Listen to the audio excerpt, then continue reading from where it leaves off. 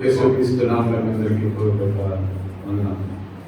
దేవుడు మనందరి తన కృపలో జ్ఞాపకం చేసుకుని ఈ రెండవ ఆదివారం ఎంతో పాటల ద్వారా ఆరాధన ద్వారా మహిమపరిచి దేవుని వాక్యాన్ని ధ్యానించడం దేవుడు మనకి ఇచ్చిన గొప్ప భాగ్యాన్ని బట్టి ప్రభుత్వానికి స్తోత్రం కలుగుగాక. దేవుని బిడ్డలారా, బైబిల్ గ్రంథంలో నుండి దేవుని వాక్యాన్ని చూస్తున్నాం. ఫిలిప్పీయులకు రాసిన పత్రిక, పౌలు భక్తులు ఫిలిప్పీయులకు రాసిన పత్రిక 2వ అధ్యాయం 6వ వచనాన్ని జ్ఞాపకం చేసుకున్నాం. క్రీస్తు యేసుకు కలిగిన ఈ మనస్సు మీరులో కలిగి ఉండుడి. ఆయన దేవుని స్వరూపము కలిగిన వాడై ఉండి దేవునితో సమానముగా ఉండుట విడిచిపెట్టకూడని భాగ్యమని ఎంచుకొనలేదు కానీ మనుషుల పోలికగా పుట్టి దాసుని స్వరూపమును ధరించుకుని తన్ను తానే రిక్తునిగా చేసుకొనెను. దేవుని బిడ్డలారా, అపోస్తలుడైన పౌలు ఫిలిప్పీ సంఘానికి రాసిన ఈ పత్రికలో యేసుక్రీస్తు యొక్క మొదటి రాకడ, అంటే మొదటిసారి ఆయన ఎలాగా మన కోసం దేవుని విడిచి పోకి ఏటించారో ఆ విషయాన్ని స్పష్టంగా చెప్తూ, ఆయన తండ్రితో ఉండటానికి ఆ గొప్ప భాగ్యాన్ని, ఆ యోగ్యతని, అది విడిచిపెట్టకూడని భాగ్యమని ఎంచుకొనక ఆ మహిమను విడిచిపెట్టి తనకు తాను తగ్గించుకుని రిక్తిగా చేసుకుని లోకంలోనికి వచ్చారు. దేవుని బిడ్డలారా, మనందరం ఈరోజు రక్షింపబడ్డామంటే, మనందరం యేసు రక్తంలో కడగబడుతున్నామంటే, మనందరం కూడా యేసుక్రీస్తు ప్రభువుని ఆరాధిస్తున్నామంటే ఇక్కడ కారణం మొట్టమొదటి ఏంటంటే ఆయన తండ్రి మహిమను లేదా తండ్రి యుద్ధ ఉన్న స్థానాన్ని విడిచిపెట్టి ఈ లోకంలోనికి దిగి వచ్చారు. ఆదాము దేవుని యొద్ద నుండి తప్పిపోయిన తర్వాత భూమి మీద అనేక మంది ప్రవక్తలను, న్యాయాధిపతులను, రాజులను, అనేక మంది దేవుడు లేవనెత్తి ప్రజలతో మాట్లాడి మళ్ళా సంధి కుదిర్చి దేవుడితో సంబంధం మళ్ళా తిరిగి పునర్నిర్మించాలని ఎన్నో ప్రయత్నాలు తండ్రిగా దేవుడు చేశారు. అయినా కూడా వస్తున్నారు, వెళ్ళిపోతున్నారు, తప్పిపోతున్నారనే ఉద్దేశంతో యేసుక్రీస్తు ప్రభువారు దేవుని యొక్క కుమారుడైన, త్రిత్వంలో ఒకడైన తండ్రి కుమారు పరిశుద్ధాత్మలో ఉన్న యేసుక్రీస్తు ప్రభువారు కుమారుడిగా ఈ లోకంలోనికి ఆయన దిగి వచ్చాడు. ఆయన ఎలాగ దిగి వచ్చాడో పౌలు స్పష్టంగా మనకి వివరిస్తున్నాడు. ప్రొఫెసర్ చదువుదాం వచ్చాయని. క్రీస్తు యేసు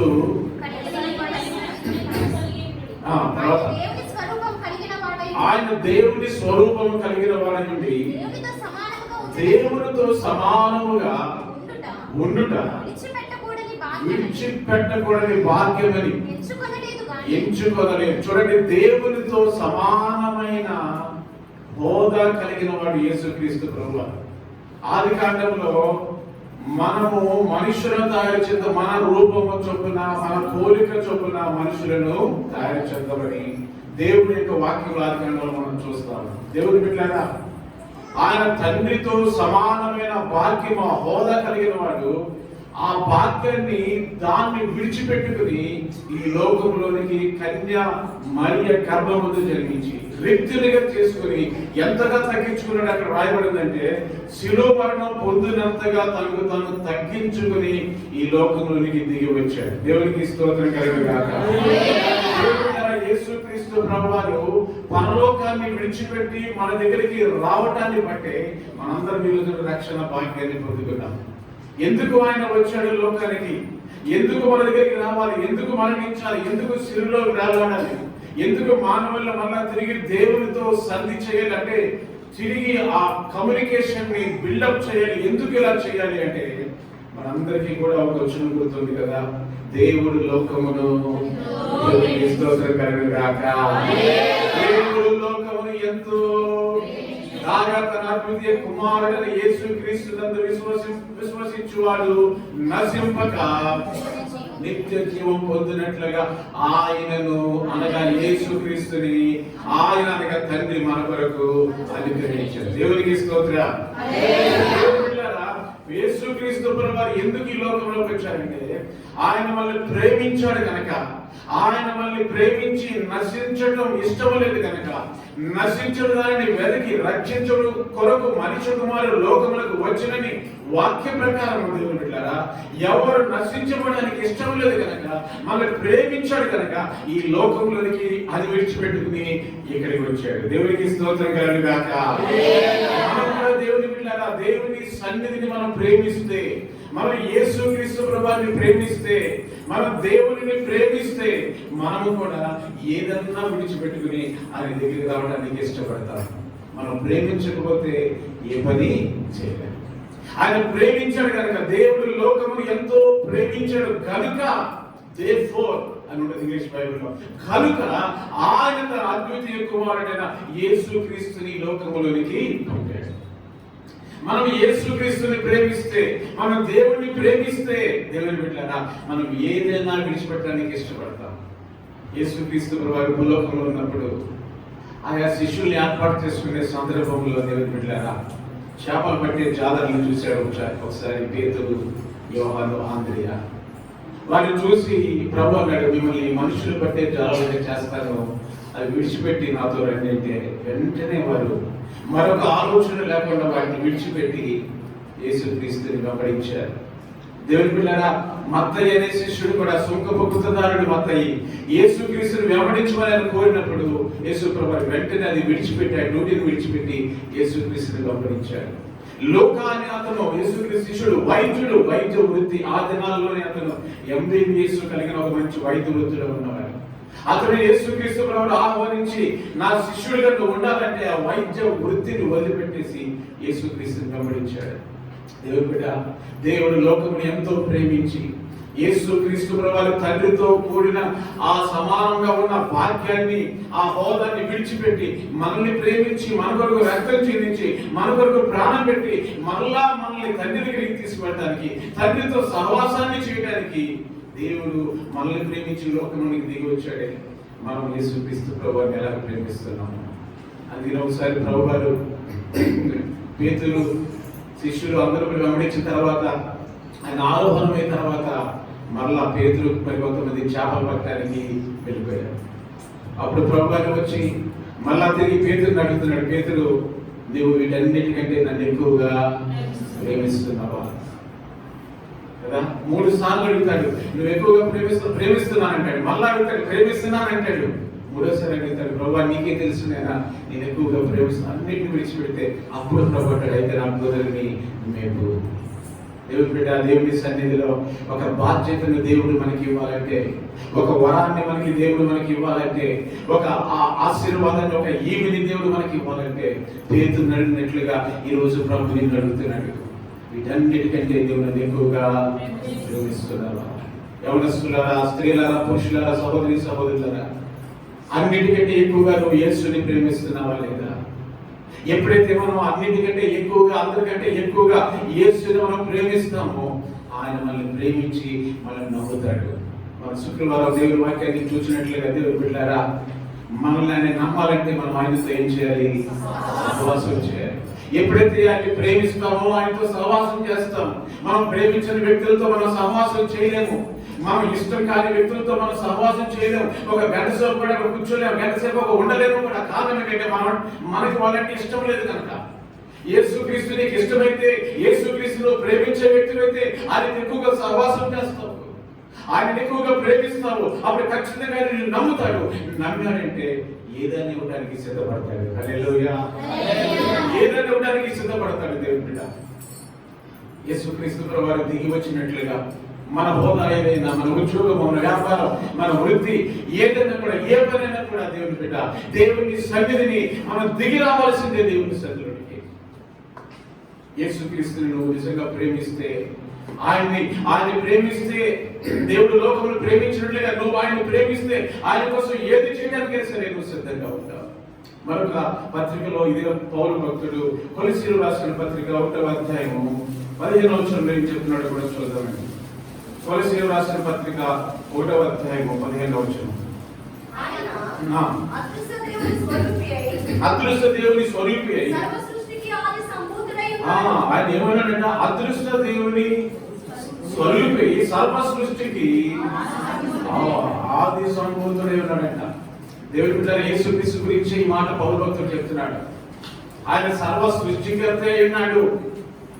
ఆయన సృష్టికర్తలో భాగమై ఉన్నాడు. సృష్టికర్త ఉన్నాడు. ఆయన కూడా ఆయన తను తగ్గించుకుని ఈ లోకంలోకి ఎందుకు దిగి వచ్చాడంటే మనల్ని ప్రేమించాడు కనుక, మన కొరకు మరణించడానికి, మన కొరకు రక్తాన్ని చిందించడానికి, మనల్ని విమోచించడానికి, సాతాను కపట హస్తాల నుండి మనల్ని విడిపించడానికి యేసుక్రీస్తు ప్రభువు ఈ లోకంలోకి దిగి వచ్చాడు.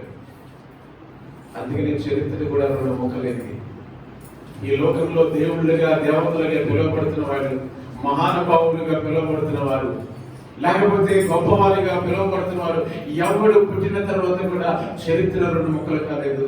అది యేసుక్రీస్తు ప్రభువు జన్మించిన తర్వాతనే చరిత్ర రెండు భాగాలైంది. క్రీస్తు పూర్వము, క్రీస్తు శకము.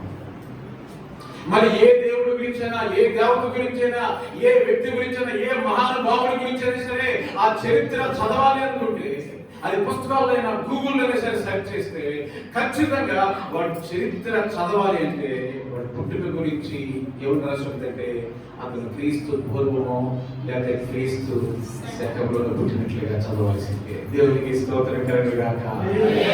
కారణం ఏంటంటే లోక రక్షకుడు దేవుని కుమారుడు యేసు క్రీస్తు ప్రభువు ఈ లోకంలోకి దిగి వచ్చాడు. ఆయన మనల్ని ప్రేమించాడు. ఆయన ఆది సంభూతుడై ఉన్నాడు. అదృష్ట దేవుని యొక్క స్వరూపమై ఉన్నాడు. ఆయన సృష్టికర్త అయి ఉన్నాడు. మన కొరకు దిగి వచ్చాడు. మనందరికి తెలిసి యోహాను సువార్త 1:1 ఆది యందు వాక్యము ఉండెను, వాక్యము ఆ వాక్యమే దేవుడు ఉండెను, ఆ వాక్యమే కృపా సత్య సంపూర్ణుడిగా మన మధ్యలో, ఆ దేవుని వాక్యమే మన మధ్యలో నివసించడానికి కృప సత్య సంపూర్ణుడిగా 2500 సంవత్సరాల క్రితం భూమి మీదకి దిగి వచ్చాడు. ఆయనే నజరేయుడైన యేసు. హల్లెలూయా. దేవుని సన్నిధిలో మనకి ఒకటి కావాలంటే ఒకటి పోగొట్టుకోవాలి. ఒక ప్లస్ వన్ ఆఫర్ మీ అందరికీ తెలుసు. ఒకటి కొంటే ఒకటి ఫ్రీ. ఒక చీర కొంటే ఇంకొక చీర ఫ్రీ. ఒకటి కొంటే ఇంకొకటి ఫ్రీ లోకంలో. కానీ క్రైస్తవులుగా దేవుని బిడ్డలుగా ఈ రోజు మనం నేర్చుకునే పాఠం ఏంటో తెలుసా? ఒకటి కావాలంటే ఒకటి నువ్వేం చేయాలి? విడిచిపెట్టాలి. ఈ లోకంలోనికి రావాలని యేసుక్రీస్తు వారు తలంచారు, ఉద్దేశించారు. కనుక అది పరలోక రాజ్యాన్ని ఏం చేశాడు? ఆయన విడిచిపెట్టాడు. ఎన్ని సంవత్సరాలు భూలోకంలో ఉన్నారండి? ఆయన 33.5 సంవత్సరాలు భూమి మీద ఉన్నారు. పరలోకాన్ని విడిచిపెట్టాడు కనుక భూలోకానికి రాగలిగాడు ప్రభు. అందుకని పరలోకంలో నుండి నేను భూలోకంలో కూడా ఉంటానని యేసుక్రీస్తు ప్రభువు అంటే ఆ ప్రేమకు అర్థం లేదు దేవుని బిడ్డలారా. ఆయన పరలోకంలో నుండి నేను భూలోకాన్ని రక్షిస్తానంటే ఆ ప్రేమకు అర్థం లేదు. ఆయన దిగి వచ్చాడు భూలోకంలోకి. నరరూపిగా మనుష్య రూపంగా వచ్చాడు ఈ లోకంలోకి. మనవలే కాళ్ళు చేతులు కలిగి, మనవలే ఆకలి దప్పులు కలిగి దేవుని బిడ్డలారా ఈ లోకంలో 3.5 సంవత్సరాలు అద్భుతాలు చేస్తూ 33.5 సంవత్సరాలు జీవించి మన కొరకు ఆయన శిలువలో మరణించి మన కొరకు ప్రాణత్యాగాన్ని చేశాడు. దేవుని బిడ్డలారా దేవుని సన్నిధిలో మనం దేవుని సన్నిధిలో ఎలాగున్నామో ఒకసారి మనం పరిశీలన చేసుకుందాము. మనకి ఒకటి కావాలంటే ఒకదాన్ని మనం ఏం చేసుకోవాలి? విడిచిపెట్టకుండా ఒకటి కావాలంటే అది మనకి దొరకదు దేవుని బిడ్డలారా. ఇక బైబిల్లో కొంతమంది వ్యక్తులు మీకు ఉదాహరణగా చూపించాలనుకుంటున్నాను. మనందరికీ తెలిసిన ఒక నాయకుడు, ఇశ్రాయేలు ప్రజల్ని 40 సంవత్సరాల అరణ్యంలో నడిపించిన నాయకుడు. ఆయన ఎవరండి? None other than Moses. Moshe నాయకుడిగా ఎలాగ తయారయ్యాడు, మోషే ఎలాగ దేవుని చేత పిలువబడ్డాడో మీకు తెలుసా? దేవుని బిడ్డ మోషే ఐగుప్తు దేశంలో పుట్టిన తర్వాత మగపిల్లలందరినీ చంపేస్తున్నారనే ఉద్దేశంతో తన తల్లి చేసిన ఒక జమ్ము పెట్టిలో దాచింది 3 నెలలు. దాచి ఇంకా దాయలేక ఒక జమ్ము పెట్టి తయారు చేసి దాంట్లో పొరటు పెట్టి వాళ్ళ అక్కయ్యని మిరియాము చెప్పింది తీసుకెళ్లి వదిలిపెట్టమ్మా, బతికితాడు, చనిపోతే చనిపోతాడని. ఆ పెట్టి ఎవరికి దొరికిందంటే ఫలో రాజు యొక్క కుమార్తెకి దొరికింది.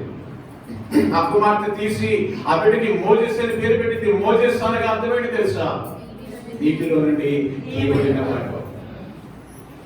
మోజెస్ అని పేరు పెట్టి అలా ముందుగా పెంచుకుంటుంది. ఆ తల్లిని పెంచడానికి ఆ సొంత తల్లి వచ్చింది పరమ్మాయిగా. తిరిగి పెద్దవాడిన తర్వాత దేవుని బిడ్డ అందరికీ తెలుసు. మోషే ఆ దేశంలో ఉంటూ రాజుగారి యొక్క కుమారుడిగా, అంటే రాజుగారి యొక్క మానవుడిగా ఉంటూ సకల విద్యలో కూడా ప్రావీణ్యత కలిగిన వాడు, సకల భోగ భాగ్యాన్ని అనుభవిస్తున్నవాడు. అలాంటి సందర్భంలో దేవుని బిడ్డ అతను ఒక మంట రగులుతుంది. దేవుని బిడ్డలు ఇలాగ బానిసత్వంలో ఉన్నారు, నా ప్రజలకు బానిసత్వం ఉన్నారు, ఇశ్రాయేలు ప్రజలకు బానిసత్వం ఉన్నారు, వీరి కొరకు నేను ఏదో ఒకటి చేయాలి అని ఎంతో సొంత ప్రయత్నం చేశాడు. కానీ అది వల్ల కాలేదు. అది విడిచిపెట్టేసి అరణ్యంలోనికి వెళ్ళి ఇద్దరు తన మామ మందని మేపుకుంటూ ఉన్నాడు. అప్పుడు దేవుని యెహోవా మోషేని పిలిచి మరలా నువ్వు ఐగుప్తుకి వెళ్ళు, నిన్ను వాడుకుంటాను, నీ ద్వారానే ఇశ్రాయేలు ప్రజలందరినీ బయటికి నడిపిస్తాను. దేవునికి స్తోత్రం కలుగును గాక. మాట ఎప్పుడు అన్నాడు తెలుసా? ఎందుకు ఆ బాధ్యతని మోషేకి ఇచ్చాడో తెలుసా? ఒక చక్కగా ఒక వచనంలోనే బైబిల్ గ్రంథంలో దాని గురించి పౌలు భక్తులు రాశాడండి. హెబ్రీయులకు రాసిన పత్రిక 11వ అధ్యాయము 24వ వచనం చూడండి, ఎంత చక్కగా రాశాడో భక్తుడు. మోషే పెద్దవాడైనప్పుడు విశ్వాసమును బట్టి ఐగుప్తు ధనము కంటే క్రీస్తు విషయమైన నింద గొప్ప భాగ్యమని ఎంచుకొని అల్పకాలము పాప భోగము అనుభవించడం కంటే దేవుని ప్రజలతో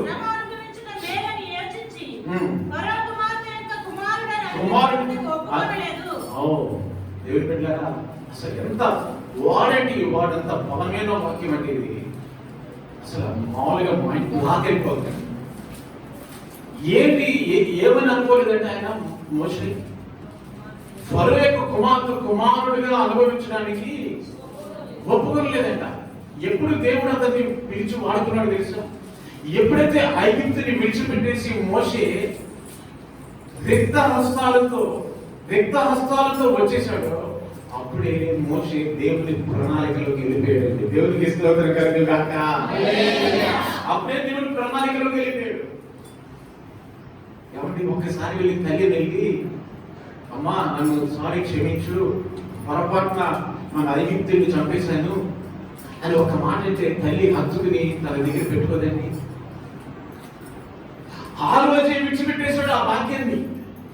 నా ప్రజలకు లేని ఈ సౌకర్యం, నా ప్రజలకు లేని ఈ భాగ్యం, నా ప్రజలకు లేని ఆశీర్వాదం నాకు కూడా అవసరం లేదని ఆ రోజే మోషే ఐగుప్తులో ఉన్న ఆ భోగ భాగ్యాలు అన్ని కూడా విడిచిపెట్టేసి ఫరో యొక్క కుమారుడు అనిపించుకోవడం ఇష్టం లేక ఎక్కడికి వచ్చాడంటే అరణ్యంలోనికి వచ్చేసాడు. యాక్చువల్లీ అక్కడే ఉండాలనుకున్నాడు. కానీ ఇశ్రాయేలు ప్రజలు మోషేకి ఏం చేయట్లేదు, సహకరించారు. ఏ ప్రజలైతే రక్షించాలనుకుంటున్నాడో, ఏ ప్రజల కోసం అయితే నిలబడాలనుకుంటున్నాడో ఆ ప్రజలే ఎదురు తిరుగుతున్నారు. కనుక విడిచిపెట్టి వెక్స్ అయిపోయి వెళ్ళిపోయాడు. కానీ మోషేకి తెలియదు, ఏ రోజునైతే ఐగుప్తుని విడిచిపెట్టాడో ఆ రోజున మోషే దేవుని చిత్తంలోకి వెళ్ళిపోయాడు. దేవునికి స్తోత్రం కలుగును గాక. ఆ రోజు నుంచి మోషే దేవుని చిత్తంలో ఉన్నాడు. అది మోషేకి తెలియదు. మోషే అనుకుంటున్నాడు నేను ఇద్దరు మామ మంద మేపుతున్నాను అనుకుంటున్నాడు. కానీ మోషేకి 40 సంవత్సరాలు ట్రైనింగ్ ఇచ్చి మళ్ళా తిరిగి ఐగుప్తులకు పంపుతున్నాడు. ప్రపంచంలో ఎక్కువ ట్రైనింగ్ తీసుకున్న వ్యక్తి ఎవరన్నా ఉన్నారంటే పాస్టర్ గారి నాయకుడు అది మోషే. చాలా అంత ట్రైనింగ్ అంటే 40 ఇయర్స్ ట్రైనింగ్ అండి. బీటీహెచ్ చేస్తే మాకు 4 ఇయర్స్, కొన్ని బీటీహెచ్ అయితే 3 ఇయర్స్ ఉంటాయి, ఇంకా బీడీ చేస్తే ఇంకొక 2 ఇయర్స్, ఇంకా ఎంబీబీ చేస్తే ఇంకొక 1 ఇయర్, పిహెచ్డీ చేస్తే ఇంకొక 2 ఇయర్స్. మొత్తం రెగ్యులర్గా పిహెచ్డీ చేయాలంటే 7-8 సంవత్సరాల్లో మొత్తం పూర్తయిపోతుంది. కానీ మన నాయకుడు మోషేకి 8 సంవత్సరాలు ట్రైనింగ్ ఇచ్చాడు కదా దేవుడు, 40 సంవత్సరాలు. ఎందుకు అంత ట్రైనింగ్ అవసరమైంది తెలుసా మోషేకి? మోషే అంత బలవంతుడు, అంత శక్తివంతుడండి. మీకు తెలుసు కదా, ఒకరోజు ఐగుప్తుడిని ఎలాగ చంపాడో తెలుసా? ఒక్క చేతితో చంపి కాలుతో తొలివి ఇసుకను లోపల పాతి పెట్టేశాడంట. ఒకసారి ఇమాజిన్ చేసుకోండి, ఎంత బలసూరుడు మోషే. అంత గొప్ప బలసూరుడు, అన్నింటిలో కూడా విద్య కలిగిన వాడు, ప్రావీణ్యుడు, పంచవర్ష పరమాణాలతో పెరిగాడండి. రాజుగారి ఇంట్లో ఏదో కొలుగుంటది ఆయనకి. అవన్నీ కూడా అణిచివేయాలని, వాటన్నిటిని కూడా తగ్గించుకోవాలని, ఒక గొర్రెలతో పాటు సహవాసం చేసినట్లుగా దేవుడు చేసి గొర్రె స్వభావం వచ్చే వరకు అతన్ని నలకొట్టి 40 సంవత్సరాల తర్వాత ఇప్పుడు అంటాడు మోషే ఐగుప్తుకి. మోషే ఏమన్నాడు తెలుసా? ఇప్పుడు నేను వెళ్ళలేనయ్యాను, వెళ్ళగట్లా, నేను ఐ కాంట్ స్పీక్. నేను చెయ్యాలి అనుకున్నప్పుడు నన్ను ఎవరు నమ్మలేదు, నువ్వు కూడా నాకేమి చేయలేదు. కానీ ఇప్పుడు వెళ్ళమంటున్నావు, నేను వెళ్ళలేను, నేను మాట వాంఛం కలిగిన వాడు, నేను మాట్లాడలేను, హోప్లెస్ కాబట్టి వెబ్సైట్ పడింది, నేను వెళ్ళను. మోషే నీ బలం చేత నువ్వు ఏదో చేయాలనుకున్నావు, ఇప్పుడు వెళ్ళలేను, చేయలేదు అంటున్నావు కదా, ఇప్పుడు నీతో చేయిస్తాను, వెళ్ళు అన్నాడు. దేవునికి స్తోత్రం కలుగును గాక. నేను వెళ్ళలేను, చేయాలన్నావు కదా, ఇప్పుడు నీకు బలపరుస్తాను, ఇప్పుడు నీకు చేయొద్దనిస్తాను, నీ చేతిలో కర్ర ఉంది కదా, కింద పడే ఏమైతే చూడు అన్నాడు. ఏమైందండి? పావులు పట్టుకోగానే మళ్ళా తిరిగి అప్పుడు మోషేకి, అయ్యో 40 సంవత్సరాల క్రితం నా శక్తి ఈ శక్తి ముందు ఎందుకు పనికి రాదు, ఈ శక్తి దేవుని శక్తి. అప్పుడు తనలో రోషం ప్రారంభమైంది. దేవుని బిడ్డారా, ఇంకంతే వెంటనే కర్ర పట్టుకున్నాడు, బయలుదేరాడు, వెనక్కి తిరిగి చూడలేదండి. దేవునికి స్తోత్రం కలుగును గాక. మోషేలా వాడుకోవడానికి గల కారణం ఏంటో తెలుసా?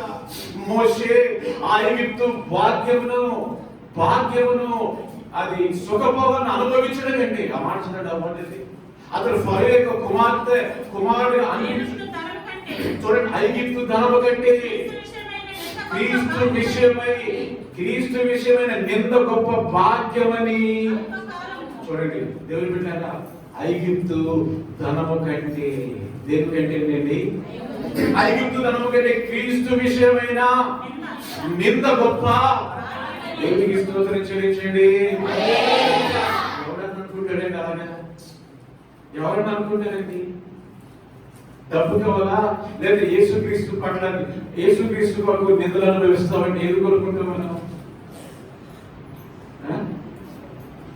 చెప్పండి, ఏం కోరుకుంటాం? ఐగుప్తు ధనము కంటే. ఎందుకు వాడు ఉపయోగించాడంటే మామూలు ధనం కాదండి ఐగుప్తు ధనం అంటే. ఆ దినాలలో ప్రపంచాన్ని శాసిస్తున్న, ఆ పరిపాలిస్తున్న వారు ఐగుప్తు రాజులు, వాడు దేవుడిగా కోలబడుతున్నారు దినాల్లో. అలాంటి ఐగుప్తు ధనం అంటే అన్ని సకలం ఉంటది.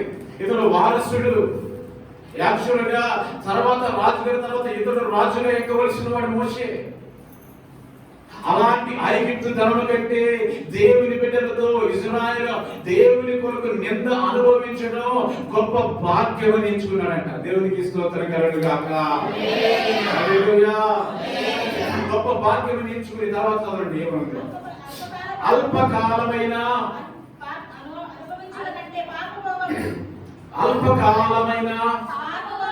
పాప భోగములు అనుభవించడం కంటే దేవుని బిడ్డలతో శ్రమ అనుభవించుట. దేవునికి స్తోత్రం కలుగును గాక. అల్పకాలమైన పాప భాగ్య భోగముల కంటే, అనుభవించుట కంటే అల్పకాలము. ఎన్ని రోజులు అనుభవిస్తావు? ఎన్ని రోజులు అనుభవిస్తావు? ఎన్ని రోజులు భోగము, ఎన్ని రోజులు భాగ్యము? దేవుని బిడ్డ, అవన్నీ కూడా అల్పకాలమైనవి.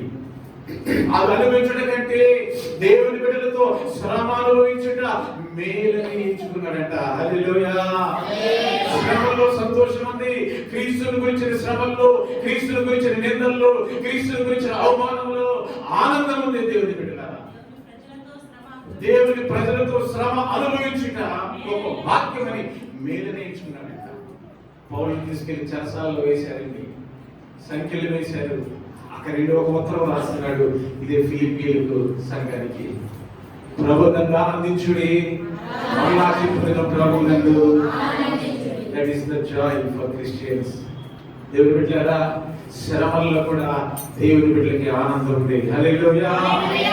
మోషే గమనించాడు కనుకనే మోషే ఇశ్రాయేలుతో శ్రమ అనుభవించడానికి ఇష్టపడి రాజరికాన్ని కూడా విడిచిపెట్టేశాడు. దేవుని బిడ్డ, నువ్వు దేవుని కొరకు, దేవునిలో ఉండటానికి, దేవునితో నడవటానికి, దేవునితో జీవించడానికి, దేవుని ఆత్మతో నింపబడటానికి, దేవుని కొరకు నిలబడటానికి, కొన్ని విషయాలని విడిచిపెట్టడానికి మనకి ఇష్టం లేదు. ఈ రోజున దేవుని సందులో ఉండటానికి పని మానుకోవడానికి ఇష్టం లేదు. దేవునితో గడపడానికి స్నేహితులను మానుకోవడానికి ఇష్టం లేదు.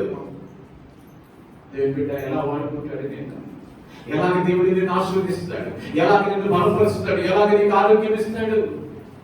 మోషే ఐగుప్తు ధనం కంటే కూడా దేవుని ప్రజలతో ఉండటము, శ్రమలు అనుభవించడం, నిందలు పాలవటము అది గొప్ప భాగ్యంగా ఎంచుకున్నాడట.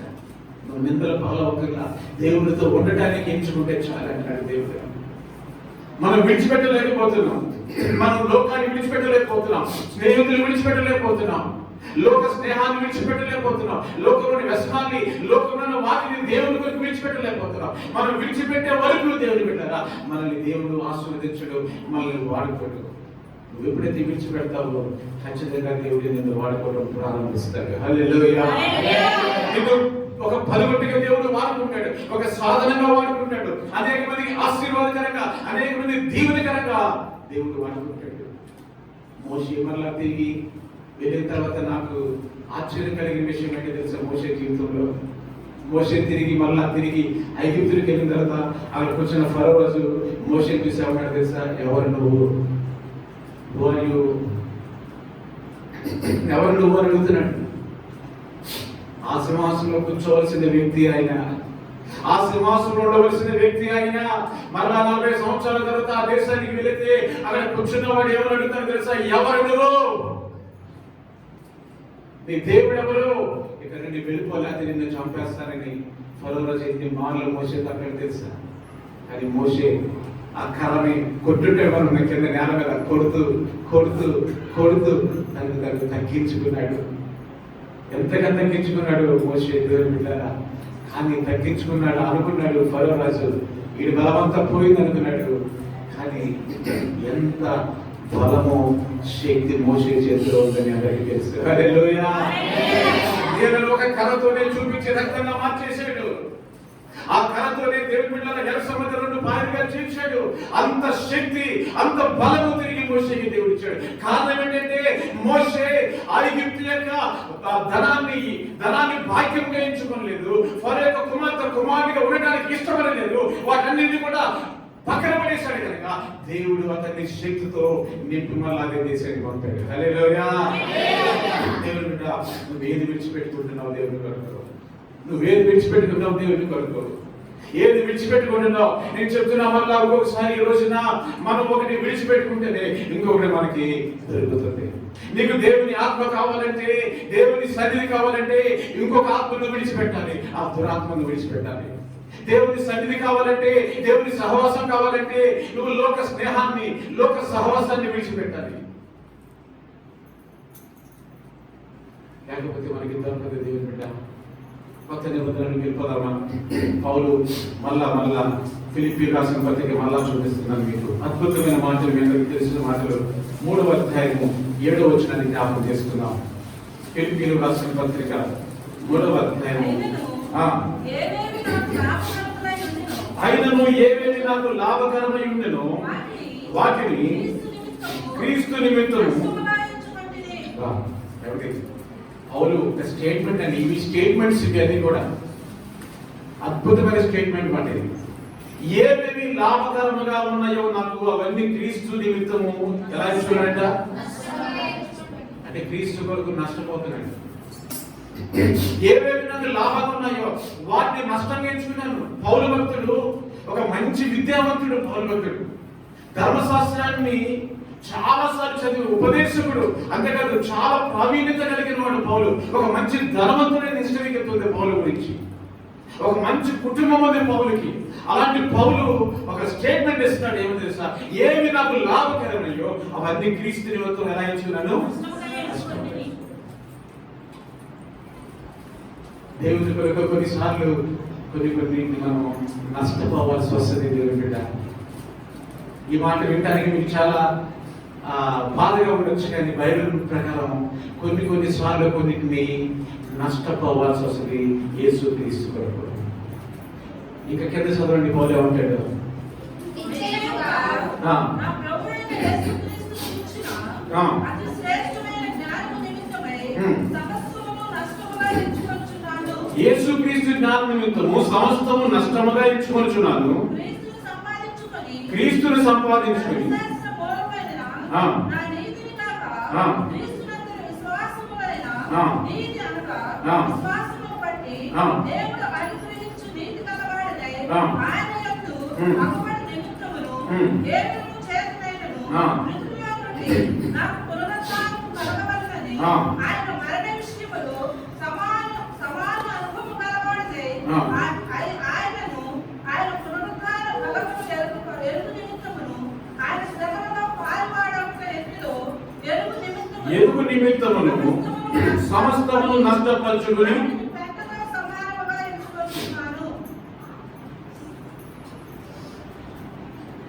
ఈ మాట వాడటానికి చాలా ఖర్చు కావాలి కదా. క్రీస్తు కొరకు జీవించడానికి ఫస్ట్ ఏమో నష్టంగా ఎంచుకున్నాడు లాభమైన వాటిని, తర్వాత వాటిని నష్టముగా అంటే పెంటగా దేవుని సన్నిధిలో లాభకరమైన వాటిని నష్టంగా ఎంచుకున్నాడు పౌలు. కానీ మనం ఈరోజు లాభకరమైన వాటి కాదు, మనల్ని ఏవైతే నష్టపరుస్తున్నాయో వాటిని కూడా నష్టంగా ఎంచుకోలేకపోతున్నాం. మనం పాడు చేసే వాటిని కూడా మనం విడిచిపెట్టలేకపోతున్నాం. పౌలు అంటాడు, నాకు లాభకరమైన వాటిని విడిచిపెట్టేశాను, వాటిని నష్టంగా ఎంచుకున్నానంటే మనం నష్టపరిచే కూడా దేవుడి కొరకు విడిచిపెట్టలేకపోతున్నాం. దేవుడి దగ్గరికి వచ్చిన తర్వాత ఆయన మనల్ని స్వస్థపరచాలన్నా, ఆయన్ని బాగు చేయాలన్నా, మనల్ని ఆశీర్వదించాలన్నా, ఆయనకి అయిష్టంగా ఉన్న కార్యాలు, మన శరీరానికి నష్టం కలిగే కార్యాలు మనం విడిచిపెట్టాలి. అందుకని పౌరభక్తుడు దేవుని వాక్యంలో ఉంటాడు, మీ దేహములు దేవునికి మీరు ఎదగరా? మీ దేహములను మీరు పాలు చేయడానికి అధికారం మీకు లేదు. మీ దేహములు పాలు చేస్తే వారి ఆలయాన్ని, వారి ఇంటిని దేవుడు పాడు చేస్తాడు. దేవుని బిడ్డ, మనకి ఏది నష్టమో దాన్ని కూడా విడిచిపెట్టలేకపోతున్నాం. లాభమైంది కాదు, నష్టంగా ఉన్న వాటిని కూడా విడిచిపెట్టలేకపోతున్నాం. ప్రభు మనల్ని స్వస్థపరచాలి, ప్రభు మనల్ని బాగు చేయాలి, ప్రభు మనల్ని ఆశీర్వదించాలంటే కొన్నింటిని విడిచిపెట్టి ప్రభు దగ్గరికి రిక్త హస్తాలతో మనం రావాలి. కొన్నిసార్లు ప్రభు సన్నిధిలో స్వస్థత కోసం వస్తాం, ప్రార్థన స్వస్థపరచబడాలని.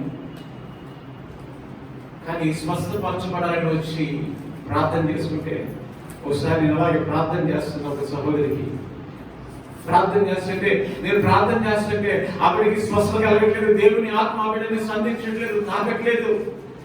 మళ్ళా ప్రార్థన చేయాలయ్యా, మళ్ళా ప్రార్థన చేయాలి, మళ్ళా ప్రార్థన చేస్తున్నా, జరగట్లేదు. ప్రభు నాకు చూపిస్తున్నాడని తెలుసా, ఆమె కొన్ని అయిష్టమైనవి, నష్టపరిచేవి ఆమె శరీరంలోనే ప్రభు చూపించాడు. వెంటనే ప్రార్థన భక్తి చెప్పామా, దేవునికి అయిష్టమైనవి, అలాగే నీ విశ్వాసానికి అడ్డుగా ఉండేవి ఏదో నీ శరీరంలో ఉంది అని చెప్తావా అంటే ఆమె చెప్పలేకపోతుంది. వెంటనే పక్కన ఆమె సహోదరి వచ్చి చెప్తుంది, ఎవరు పాస్టర్ గారు ఆమె చెప్పలేకపోతే క్షమించండి, ఈ జాకెట్ పైకి తీసి ఈ జాకెట్ కింద ఈ చేయి కింద ఒక ఇంత లావు తాయెత్తు, ఈ చేయి కింద ఒక ఇంత తాయెత్తు, కింద 2 తాయెత్తులు, మొత్తం 4 తాయెత్తులు ఉన్నాయి ఆమెకి. ఆమె చెప్పామా, ఈ తాయెత్తులు నువ్వు ఎందుకు పెట్టుకున్నావు నాకు తెలియదు, ఆ తాయెత్తులో ఏమి లేదని నాకు తెలుసు, నీకు తెలియదేమో. కానీ నువ్వు ఆ తాయెత్తులో ఎదురైపోయినా దాన్ని నువ్వు విశ్వసిస్తున్నావు కనుక నువ్వు దేవుని దగ్గరకు వచ్చి విశ్వాసం వచ్చడానికి ఆ విశ్వాసము ఎలా ఉంది, ఇప్పుడు అడ్డుగా ఉంది. దాన్ని నువ్వు తొలగిస్తే ఖచ్చితంగా దేవుడు నిన్ను స్వస్థపరుస్తాడు. నీకు ఇష్టమా? ఏ స్పష్టంగా ఇష్టమైతే కత్తిని తీసుకొచ్చి ఆ పక్కన సహోదరులతోనే ఆ 4 పెంచేయించి మళ్ళా ప్రార్థన చేస్తే దేవుని ఆత్మ చేత నింపబడి దేవుని కొరకు సాక్షిగా నిలబడింది. ఇప్పుడు దేవునికి స్తోత్రం కలుగుగా.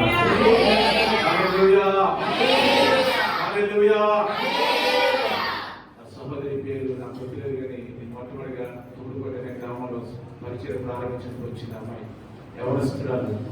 ఎవరస్తురాలు ఆ కాళ్ళని తెచ్చేసి పంపిస్తే ఇంట్లో తగ్గట్టు ఇట్లంట 2-3 రోజులు నీకు ఏమొచ్చింది, ఆ పక్కనే నేనున్నా అద్దెకున్నా 2 ఇల్లు అవుతున్నాను, ఇంటికి ఇలా చేశాడు, ఆయన వచ్చి ఇంటికి తాళం తీసేశాడు, నీకు రోగం ఉంది పడిపోతావు, అలాగే వారం 10 రోజులు పోరాడింది పాపం.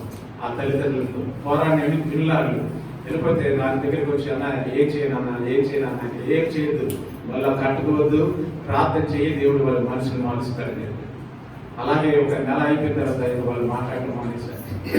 ఏదైతే అనారోగ్యం కలిగి ఉందో అనారోగ్యం పూర్తిగా పోవటం వాళ్ళు చూసి ఇంకా పూర్తిగా నువ్వు ఇంట్లో ఉన్నది ఎప్పుడు ఖాళీ ఉన్నా సరే అన్న దగ్గరికి వెళ్ళి ఉండాలి. ఇంకా నా దగ్గరే కూర్చునేది, ప్రార్థన చేసేది, నాకు వంట చేసి పెట్టేది, అన్నింటిలో కూడా యవనస్తురాలు నాకు సహాయంగా ఉండేది. దేవుని బిడ్డలారా, దేవుని సన్నిధిలో మనం ఎప్పుడైతే ఒకటి కావాలనుకుంటామో ఒకదాన్ని మనం ఖచ్చితంగా విడిచిపెట్టకపోతే మనం పొందుకోలేము. దేవుని బిడ్డ కనుక దేవుని సన్నిధిలో బైబిల్ గ్రంథంలో ఒక మాట ఉంది కదా, ఆయన వద్దకు వచ్చేవాడు ఆయన ఉన్నాడని, ఆయన ఫలము దయచేవాడని నమ్మవాడే కదా.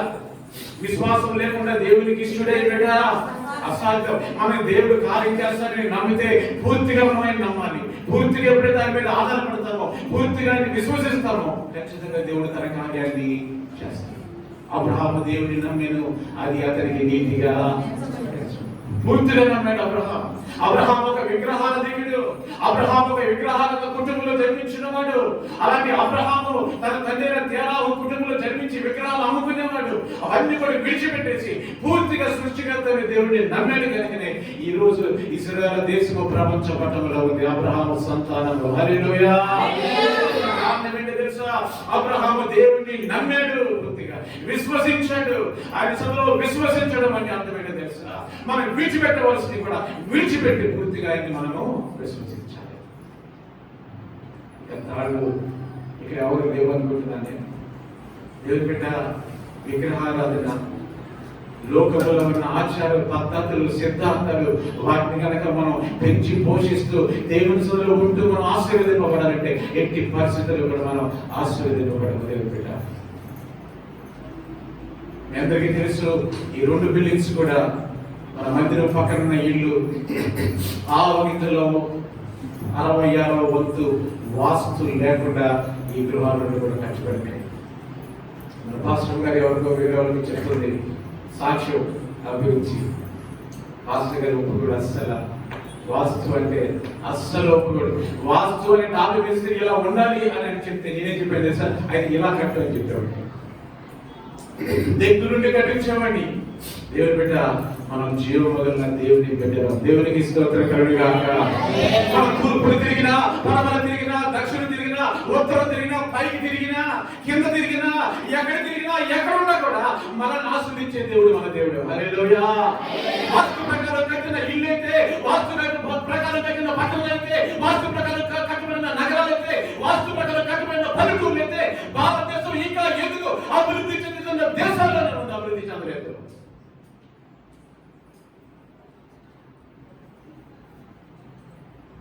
అమెరికాలో వాస్తు ప్రకారం ఎవరు ఇల్లు కట్టాడు? కట్టాడా? గూగుల్లో సెర్చ్ చేయండి తెలిసింది. ఫ్రాన్స్ లో వాస్తు ప్రకారం ఇల్లు కట్టాడేవాడు, సింగపూర్ లో వాస్తు ప్రకారం ఇల్లు కట్టాడేవాడు, మలేషియాలో వాస్తు ప్రకారం ఇల్లు కట్టాడేవాడు, దుబాయ్ కంట్రీలో ముస్లిం కంట్రీ వాస్తు ప్రకారం ఇల్లు కట్టాడేవాడు. ఇక్కడ అన్ని చూసుకుని అవసరమైతే ఆశీర్వాదం లేకపోతే, దీవులు లేకపోతే, కలిసి లేకపోతే ఆ గుమ్మాన్ని పాల్గొట్టేసి ఈ గుమ్మాన్ని పాల్గొట్టి ఆ గుమ్మం. ఎన్నో ప్రయత్నాలు. ప్రభు నమ్మకం ముందు మా నాన్న కూడా మా ఇంటికి అలాంటి ప్రయత్నాలు చేశాడు. ఒక్కసారి వచ్చాడు మా ఇంటికి ఒక అతను వచ్చి ఈ గుమ్మం తీసేయండి, ఈ గుమ్మం పెద్ద, ఈ గుమ్మం చిన్నగా ఉంది, ఈ గుమ్మం పెద్ద పెట్టి ఆ గుమ్మం చిన్నగా పెట్టమన్నాడు. సెకండ్ హ్యాండ్ లో గుమ్మాలు కొనుక్కొచ్చాం. ఇది అప్పటికి అప్పుల్లో ఉన్నాను. తీసుకొచ్చి ఆ గుమ్మం తీసి ఈ గుమ్మం మార్చేయమన్నాను. అప్పుడు ప్రభు నమ్ముకుని చెప్తాను, అయ్యా దాంట్లో ఏముంటుందయ్యా. ఆ తెచ్చి పెట్టిన తర్వాత ఇంకా పెరిగిపోతుంది. జీవము కలిగిన దేవుని చేతిలో ఉన్న మనం. హల్లెలూయా. లోకాచారాలు, పద్ధతులు, సిద్ధాంతాలు మన అంటకూడదు. మన లోకంలో ఉన్నాము మనం. మీకు తెలుసా తామర పుష్పం ఎక్కడ ఉంటుందో? మంచి నదిలో ఉంటుంది తామర పుష్పం. ఎక్కడ ఉంటుంది తెలుసా? బురదలో ఉంటుంది తామర పుష్పం. ఆ బురదలోకి వెళ్ళడానికి ఎవరు ఇష్టపడరు. ఆ బురద వాసన పీల్చడానికి ఎవరు ఇష్టపడరు, అలాంటి మురికి కాలం తినడానికి ఎవరు ఇష్టపడరు. కానీ ఎప్పుడైతే తామర పుష్పము పుష్పిస్తుందో అది తీసుకుంటానికి ఆ బురదలో కూడా నీళ్ళు దాన్ని మీకు విషయం తెలుసా? అంత బురదలో పుట్టి పెరిగిన ఆ తామర పుష్పం తీసుకురండి, ఆ పుష్పానికి ఇంత బురద కూడా. లోకంలో ఉన్న మనం దేవుని కొరకు అలాగే జీవించాలి. దేవుని బిడ్డలారా, రోడ్డు సోలు వచ్చిందని ఏదో పెద్ద బొమ్మ పెట్టి చాలా చాలా కార్యాలు మన భారతదేశంలో జరుగుతున్నాయి. ఇప్పటికీ ఎందుకు ఇంకా అభివృద్ధి చెందలేదు? ఎందుకు ఇంకా దీవించబడలేదు? ఎందుకు ఉన్నతమైన స్థితిలోకి రాలేదు? దేవుని బిడ్డ, అందుకని లోక ఆచార పద్ధతి సిద్ధాంతి కాదు మనకి. దేవుని వాక్యం మనకి మార్గదర్శకం. దేవుని వాక్యానుసారం ఎప్పుడైతే మనం జీవిస్తామో, విడిచిపెట్టాల్సినవి విడిచిపెడతామో, దేవుడు ఖచ్చితంగా మనల్ని ఆశీర్వదించును గాక. ఖచ్చితంగా దేవుడు మనల్ని దీవిస్తాడు. దేవుడు బిడ్డారా, ఒక వ్యక్తిని చూపించి నేను ముగించేస్తాను. దేవుడు బిడ్డారా, బైబిల్ మనందరికీ తెలుసు. లూకాసు 19వ అధ్యాయంలో మీరు చూడలేని వాళ్ళు జక్కయ్య అనే వ్యక్తి. జక్కయ్య ఎక్కడున్నాడండి? ఎక్కడున్నాడు? మేడి చెట్టు మీద ఉన్నాడు. యేసు ప్రభు వచ్చి చెప్పాడు, జక్కయ్య త్వరగా దిగిరా, నేను ఇంటికి తక్షణమే రావాల్సి. అప్పుడు జక్కయ్యతో పాటు ఇంటికి ఇంటికి వెళ్తాడు. ఏం జరిగిందో చదవండి. మొత్తం చదవకూడదు. ఇంటికి వెళ్తాడు ఏం చదవడం, ఏం జరిగిందో చదవండి.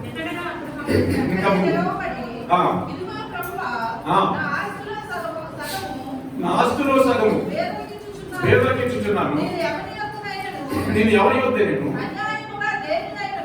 దేనిని నేను తీసుకుని ఎడల అతనికి 4 గంటలు మరలా చెల్లుతున్నది. ఎన్నో వచ్చిన మరి 19వ అధ్యాయం 8వ వచ్చిన. ఓకే, ఇది చూడండి. జక్కయ్య దగ్గరికి వచ్చాడు. ఎప్పుడైతే జక్కయ్య దగ్గరికి వచ్చాడో, జక్కయ్య ఇంట్లోకి వచ్చాడో, అప్పుడు అందరూ ఏమంటున్నారంటే, ఇతడు పాపి కదా, పాపి అయిన జక్కయ్య ఇంటికి ఎలా వెళ్తాడు ప్రభు అని అనుకున్నారు. జక్కయ్యతో కొద్దిసేపు మాట్లాడాడు, ఇంట్రాక్ట్ అయ్యాడు. అయిన తర్వాత ఏమైంది? జక్కయ్య ఒక ఒప్పుదలని చేశాడు, ఒక కన్ఫెషన్ చేశాడు. అదేంటంటే, నా ఆస్తులో సగభాగం పేదలకు ఇచ్చేస్తాను, అన్యాయంగా వసూలు చేసిన అన్ని డబ్బులు 400గా సుంకపు గుర్తుందంటే ట్యాక్స్ కలెక్టర్ జక్కయ్య అన్యాయంగా వసూలు చేసేవాడు. ఆ డ్యూటీ లాంటి అవన్నీ ఇచ్చేస్తారు. ఎప్పుడైతే ఈ మాట చెప్పేశాడో, అప్పుడు యేసుక్రీస్తు ఒక స్టేట్మెంట్ ఇచ్చాడు. ఎవరు తెలుసా? అందుకు యేసు, ఇతడును అబ్రహాము కుమారుడే, ఎందుకనగా నేడు ఈ ఇంటికి, దేవునికి స్తోత్రం చెల్లించండి, నేడు ఈ ఇంటికి ఏమొచ్చింది? నేడు ఈ ఇంటికి ఏం రక్షణ వచ్చింది? డబ్బులన్నీ పోతే. డబ్బులు పోయినా లేదా?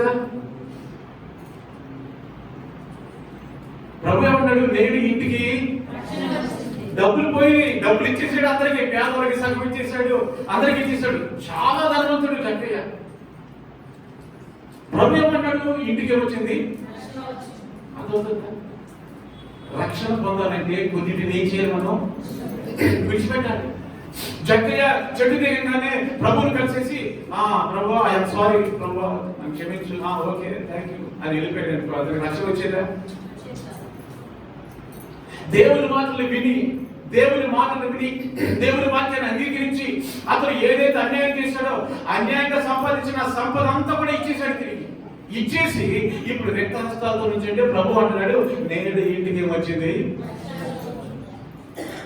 నేటి నుండి నువ్వు కూడా అబ్రహాము. అర్థమవుతుందా దేవుని బిడ్డ?